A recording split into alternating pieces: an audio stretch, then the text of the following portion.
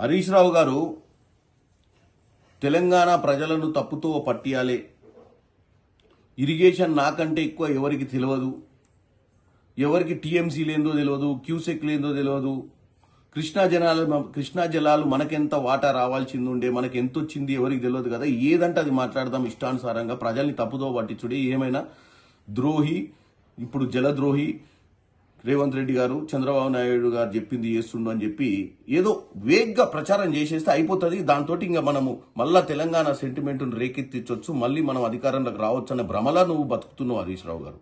నేను రెండే ముక్కలలో చెప్తా, మీకు ఏ రోజు కూడా కృష్ణా జలాల పైన కానీ దక్షిణ తెలంగాణ మీద కానీ ప్రేమ లేదు.